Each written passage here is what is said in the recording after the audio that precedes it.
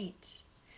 Hello, everyone. I'm Dora from Dora Chan Yoga. I'm a holistic stress and resilience coach from Dora Chan Yoga, and I educate and empower women and mothers to break free from fear, insecurity, and limiting beliefs and see themselves as the beautiful and authentic goddesses that they truly are. So, welcome to my Tuesday weekly connect, where we talk about various topics on how to achieve whole person wellness in body, mind, and soul. So, today I want to talk a little bit about the little things in life. Just give me a second here. Good. I just want to make sure I've silenced my phone. I don't want any surprises. All right. So, So our lives are always so busy, right? We're constantly on the go. There is so much to do in our lives. And it feels like we're under more and more stress every day. And so we can end up feeling tired, exhausted, and overwhelmed. But worse, we get used to feeling like this, right? And then we begin to think that this is normal. And we find ourselves perhaps um, yearning for certain things. We yearn for things to be different, perhaps.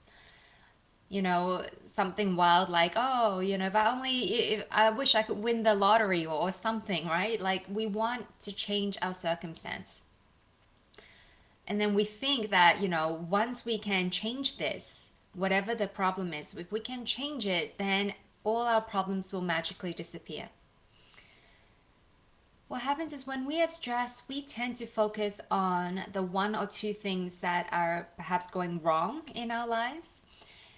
And we think that, oh, if only we could fix them, then we would finally be happy. Do you resonate with this?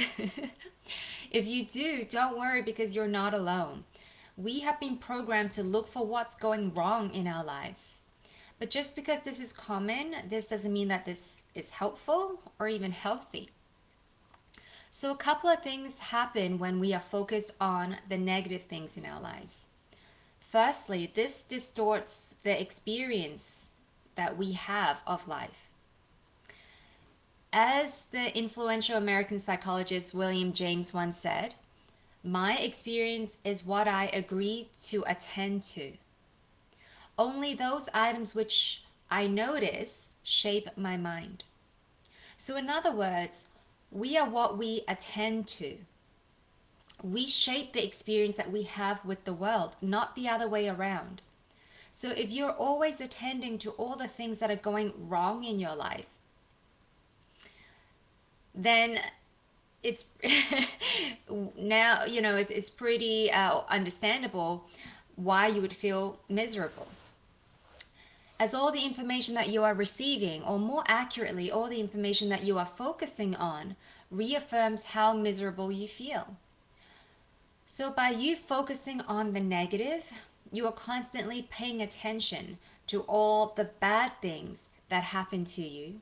And in doing so, you continue to feed yourself with sort of evidence of the of the bad things that happen to you, and then you continue to reinforce this negative mindset. Now, secondly, when we think that we know what our problems are, the instinct is then to do something to fix them. We then run the risk of being so focused on getting to an end goal that we get caught up in the doing mode. What we want, at least from our perspective, is what we want is always one step ahead, and we need to keep striving and moving and doing things to get there. And it is only when I get there, then I will be happy or satisfied. Now, the problem that we may run into when we have a distorted view of our reality, when we believe that we need to keep doing and striving to finally attain happiness, the problem we can run into that is that it keeps us chasing an illusion. The idea that I will be happy when ... you can fill in the blank. I say this is an illusion because all the striving and doing in the world cannot help you attain happiness. They can help you get objects, but the objects are not happiness. The objects might give you a fleeting feeling of joy or excitement, which you may confuse with true happiness. But true happiness or contentment or fulfillment is a state of being. These are not objects that you can attain by way of doing or striving. Another thing is that when we have trained ourselves to focus on the negative, we will always find something to be unhappy about. Even if we do finally attain what we wanted, right? What we desired. Like I said, when we attain the objects of our desire, we may feel happy for a little while, but sure enough, we will go back to living in dissatisfaction again and again, if nothing else changes in terms of our attitude or mindset. So finding true happiness is really a spiritual journey. And even though everybody wants to be happy ultimately, not everybody is ready to embark on this journey. But in the meantime, there are some things that we can do right now to start to cultivate a way of living that helps to decrease our stress and suffering and to bring more joy into our lives. So, one very simple thing we can start cultivating or doing is to learn to recognize and appreciate the beauty that surrounds us now, every day. Joy can be experienced every single day if we wanted to. We don't need something big to happen in order to feel joy. We don't need to wait for big events like going on vacation or getting a promotion or getting married or whatnot to permit ourselves to be joyful. Yes, these events can make us feel great, but if you only allow yourself to feel joy under these circumstances, then you will feel that joy is few and far in between. The truth is, the simple things in life are often overlooked amidst our busy lives. But the simple or the little things in life each are opportunities for us to feel into joy. We are blessed with so many opportunities every single day to feel into joy, but we miss most of them. With our, metaphorical binoculars in hand, we gaze, firmly. Our gaze is set firmly into the future. We envy or yearn to get to the other side where we think that the grass is greener. While, all the while you yourself may have lush green grass underneath your feet, but your eyes are glued to your binoculars and you're so focused on that one distant thing that you don't know what you have right now. Now, did you know that your body has the capacity to experience joy no matter the circumstance? And that is not exclusive to, certain conditions or emotions. Are you aware that it is even possible to experience opposite emotions in your body at the same time? Again, we have been conditioned to believe that joy is conditional when it isn't. We have been taught that joy only emerges under certain conditions and that it is absent when we feel opposite emotions such as sadness, grief, fear, and so on.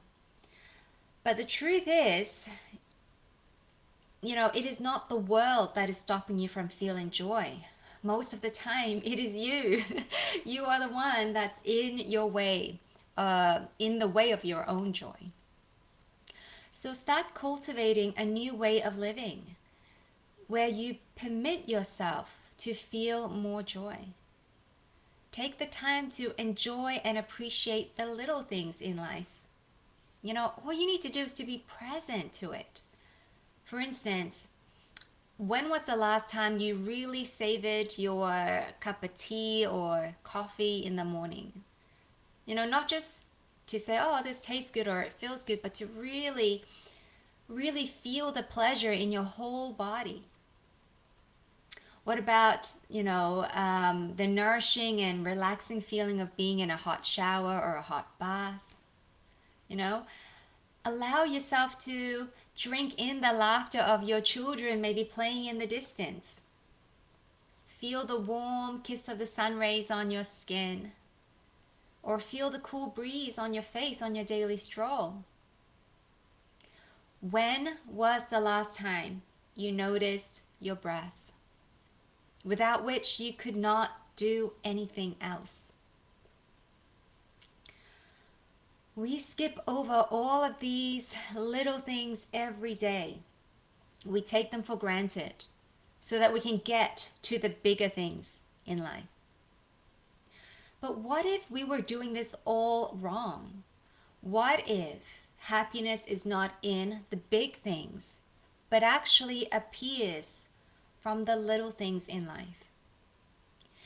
And for you to experience it, all you need to do was to be present. So try it out for yourself. Pay attention to the little things in life. Give your attention to the beauty of life that surrounds us every day. And take pleasure in the simple things. Just enjoy them. Be present with them. Experience them with your whole body and mind. It doesn't take up more time, actually, to be present to the world, but you may experience a slowing down in life, and you can finally catch your breath. So if you enjoyed this mini training, be sure to follow me at Dora Chan Yoga. I'm on Instagram and Facebook, but I also have a private Facebook group called DCY Community, Supporting Strong Women Heal from Stress Holistically, where I stream these training live, but also I share many resources, tips and tools and meditation in the group. So if you're interested in joining me, I'll make sure that I'll add the link below so that you can get more information and join in. I also hold Sanghas every Sunday where we come together as a community to dive deeper into various topics. These sessions are live and interactive, and we have great discussions and conversations, and we end with a short meditation practice together.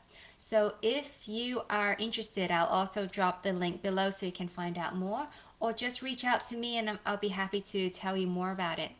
So let me know what your biggest takeaway is from this training. Drop your comments below, and if you have any questions, let me know. I look forward to seeing you all again next Tuesday. Take care now.